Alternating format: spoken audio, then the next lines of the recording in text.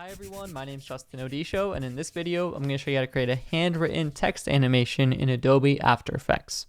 So I've got a random project open with just an example clip on the timeline. And to begin, I'm going to click my text tool and just click, and this will start allowing us to write out our text.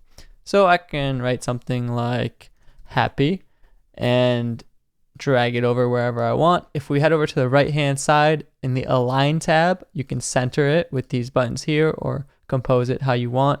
And in the Character tab, this will allow you to highlight the text and choose whatever font, size, and style that you prefer. This is going to work differently with different fonts. So now that we have the text layer laid out, there's actually two ways that you can go about doing it. The first one is the quick and easy, quick and dirty way that it's not as perfect. And the second way is the more manual, by hand, and more precise control way. So first I'm going to show you the quick and dirty way, just in case you want to keep it in your tool bag. If you right click the text layer and choose Create Masks from Text, it'll automatically outline all the different masks involved in the text. So depending on how complex your text is, you have the hole in the A, the hole in the P, all those different ones. And if you actually drop down the menu and open the masks, you can see it created all these different masks, even though it only has 5 letters. The next thing we're going to do is go to Effect, Generate, and choose Stroke. This is going to create a stroke effect by using these masks. And in the Effects Control panel, I can change the paint style of the stroke to reveal the original image, which will reveal our original text. So at first it might look like everything disappeared, but if we increase the brush size, you can see it slowly start to squeeze in from both sides, and you just want to make it large enough so that it totally fills the letters.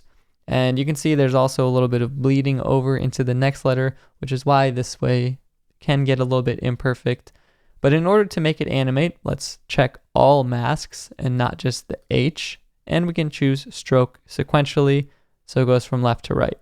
So if I pull the end amount from 100 down to 0, you can see it starts all the way at the left. And if I place my timeline where I want to begin the animation and click the stopwatch icon to create a keyframe for the end parameter or slider, I can then move over, let's say 4 seconds, increase to 100%, and in the time of this keyframe going to this keyframe, the end will go from 0 to 100, and it'll look like it's getting scribbled in. But being that we automatically generated the masks, you can see a couple drawbacks of using this method are if you do have intersecting letters, all of the masks are set to difference mode. So you may have a little bit of extra work for certain fonts to go in there and say, okay, this part where the A interlaps with the H, I want to actually set that to add. That way it takes care of that. This part where the P interlocks with the A, I want to set that to add. Takes care of that. The Y, the first Y, I set that to add. And the other P, I'll set that to add. So you can see I went ahead and fixed it in my case, but that could get tedious for long letters. And the other drawback of this method, since it's automatically using the masks, is that the characters are not drawn in the most realistic hand way. For quick animations, you might be able to get away with this, but it's more like they're getting painted in. If you put some sound effects and you could sell the effect, it's not too bad. So the second way that I'm going to offer to you if you want some more precision and control is, let's say we're working on our original text layer again. This time, instead of automatically creating the masks, let's grab our pen tool from the top toolbar. And this time we're going to write out a path like we normally would if we were drawing it. So however you think someone would write an H, you can go through and create a path with the pen tool that aligns with that. So in one way or another, I'm going to go through all of the letters, and I really don't have to pick up the pen path. If I stretch it too far, I can hold Option and bring that tail end back in. If you're familiar with the pen tool in Photoshop, you might have some experience with this. As you can see, this is why this method might take a little bit longer, but you have more control over exactly how you want that stroke to come in and be more natural. Now we would do the same thing for this. We'd go to Effect, Generate, Stroke, and this time, instead of selecting all those automatically made masks, we can choose Mask 1, which happens to be the only mask we've created, this little light pink color.